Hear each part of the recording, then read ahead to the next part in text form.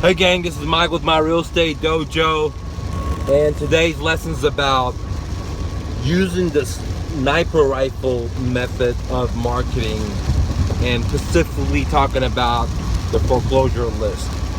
Now, if you guys been watching my previous video, you know what I talk about, the shotgun and the sniper rifle. And one specific list that I like to use that's a sniper rifle is basically called the foreclosure list. Now, in Texas, the foreclosure list is a notice that the lender gives to the borrower, in this case the seller, that they have 21 days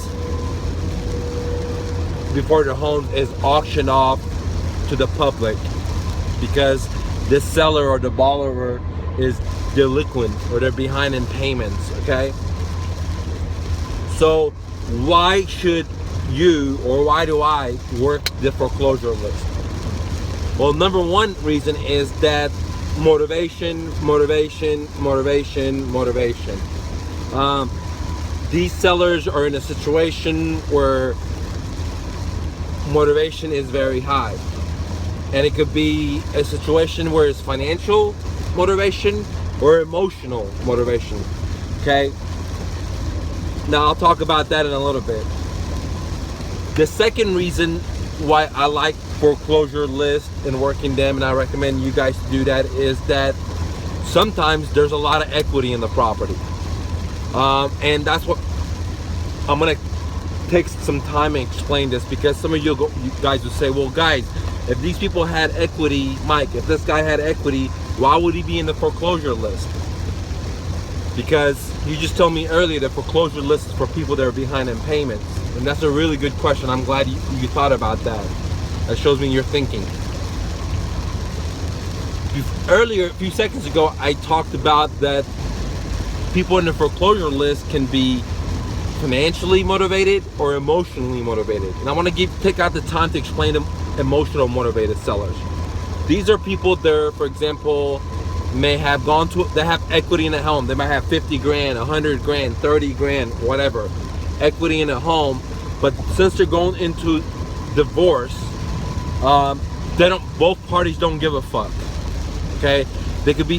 They may not give a fuck what's gonna happen to their credit, or they're in a situation where they're like mad at each other and they're like, oh fuck it, I'm gonna not allow that other person to make any money, or vice versa.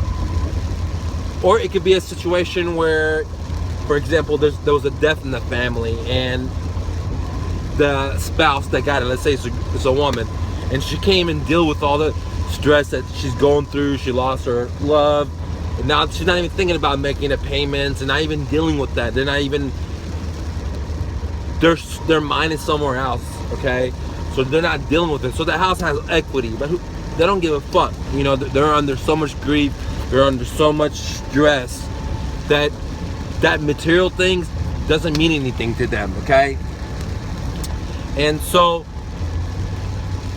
these are two great examples of where a seller might be motivated in the foreclosure list and they have significant equity, but they're emotionally stressed out. They're not financially stressed out. And if you come in here and you're able to solve the seller's problem, it creates you a great opportunity, not only for you, but for the seller, for them not to lose their home or get some equity at their home, or whatever the situation is, and for you to make some money, okay? Now, I talked about why I love the foreclosure list, because there's a lot of motivation there. Two, there can be a lot of equity there, because some people have owned their home for long periods of time. Now they're going through emotional distress, and they're just not caring, and they're not dealing with it correctly. And that's where you come in and solve the problem. So there could be significant equity in the property.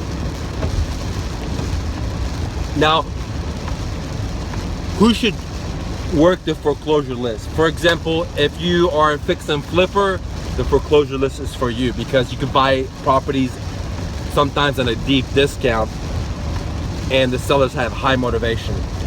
If you are, you know, a subject to investor, where you love taking over the payments, or if you like the homeowner to provide you seller financing, or if you like the owner to do 0% interest or things of that nature, then for sure the foreclosure list is a really good list for you. Even if you're a buy and hold guy and an investor for the long term, like you're a professional landlord, is also a great place, because sometimes you're able to work a deal out with the seller and not have to come up with, you know, the full price, plus you're able to get a discount on the property. So it doesn't matter if you're a fix and flipper, a subject to buyer, a landlord, it's great for you, okay? It's a great deal. Even wholesalers, it's a great deal, because you could go find a motivated seller, put it under contract, and then turn around and give it to a cash buyer. Now, the thing that the withdrawal, one of the negative connotations of the foreclosure list is that there's short period of time for you to make it happen, for you to go out there and talk to the seller, negotiate, put her under contract, whatever your exit strategy is. If you're a buy and hold guy, if you're a subject to, if you're a wholesaler, whatever it is, there's not that much time to do all that, okay? So it's very short. So if you're a person that's indecisive, or you don't know what the fuck you want, and you need time to think about it, then the foreclosure list is not a list for you, because you need to be able to make a decision in 30 seconds or less, and you got to take massive action. If you're wholesaling the deal, you got to take massive action.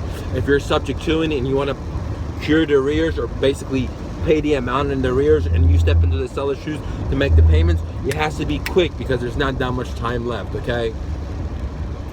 But hey, you got to move fast, you know what I'm saying? And that's the key about the foreclosure list. Now, there's multiple ways to target or advertise to the foreclosure list, guys. One way is to basically send them letters or postcards. Now, that's great. I don't like that method because of the time period, you know what I'm saying? Because there's only 21 days or 30 days. There's not that much time for you and the seller. So if you're gonna wait 1 or 2 weeks for the seller to get your information, then you spend 1 week to talk to them. See, there's not that much time. The other thing I noticed is in the foreclosures, when you send letters, they don't really open, because the seller's already under stress. They're not opening the letters. They don't give a fuck. So it's hard to reach them that way. The other way to market to the foreclosure list is basically knock on the door. Now, I like that approach, okay, where you go knock on the door.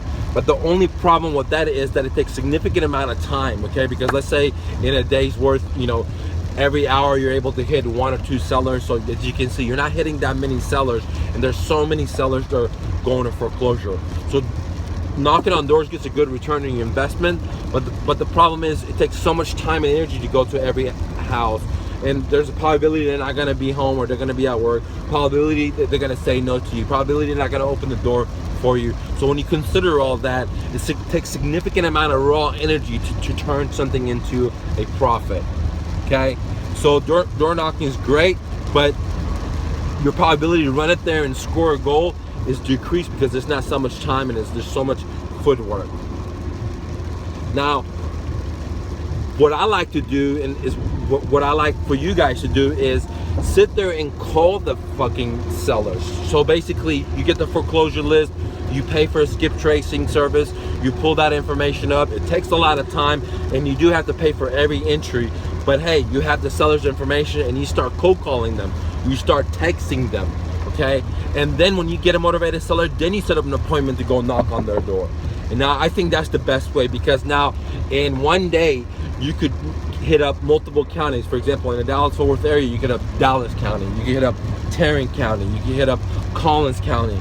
All in 1 or 2 days, or maybe 3 days worth of work, you call 200 people if you're hungry enough to go talk to them. And that way you're already filtering to the ones that are motivated, the ones that are not. You're actually able to reach them. Then from there, you can go knock on their door. Or from there, you can send them letters. What I've noticed is that's the fastest way to catch the fish. So the method of quickness response is, I believe, giving them a call, then knocking on their doors, and then, you know, sending them letters. I think this is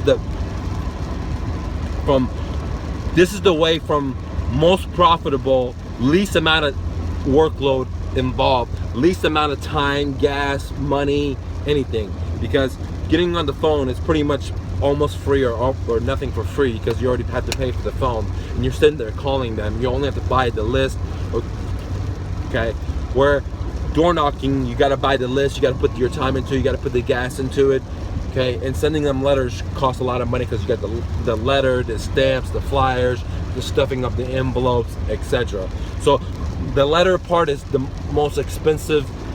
Going this way is the least expensive, but the most return of your investment. And going this way is going to cost more money, but still you get a return on your investment, but it's a lot less because sellers are not.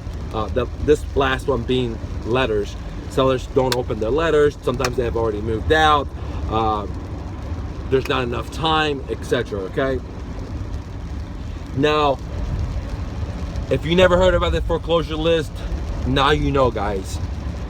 This is a small pool, a pond where you're able to go fish, okay?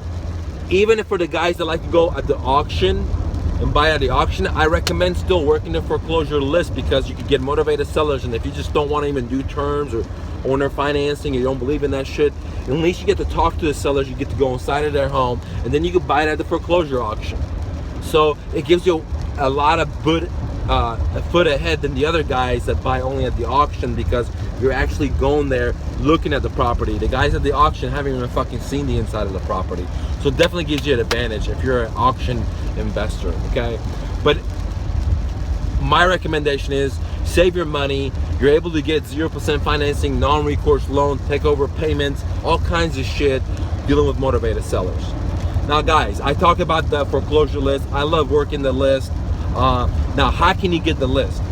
If you're in the Dallas-Fort Worth area, hit me up, guys. I have the list for you. I have the seller's phone numbers for you guys, okay? And I'm willing to share the pond that I fish at with you, and also give you the map, the blueprint on how to actually get there. I have the list for you. It just costs a few bucks. And if you want it, you're interested, just leave a comment wherever it is, on YouTube, on Facebook, and I'll be happy to give that information to you. So not only do I have the foreclosure list for Dallas County, Tarrant County, Collins County, etc., but I also have the addresses, plus I have the cell phone of the owners, guys. It doesn't get any better than this. I took significant amount of time to build the list. It took significant amount of time to go out there and go to the skip tracers and pay all the money to get the seller's phone numbers. And I have it on one Excel sheet you guys could download and go out there and do deals. Now, let me put this out there, guys. I use the list myself to get deals. I know I can't buy every deal, but the point I want to disclose to you is that the numbers on the sellers are not 100% accurate. And the reason I let you know that I use the list myself is to let you know that I've done all that I can. I use multiple services to filter out and get the best numbers possible. But guys, the success of getting the owner's numbers are not that great. So I don't want you to buy the numbers and say, hey Mike, call me back and say, hey man, 10% of the numbers didn't work, or 50% of the numbers didn't work. And every batch is different. I can't produce 100%. Life is not 100%, guys. And I just want to put that out there because I use the list myself, so I have the same exact linear incentive as you have to get the data as accurate as possible, because I use it myself, okay? So by me giving it to you, it's the same exact thing that I'm going through. And I'm working very hard to make the numbers work.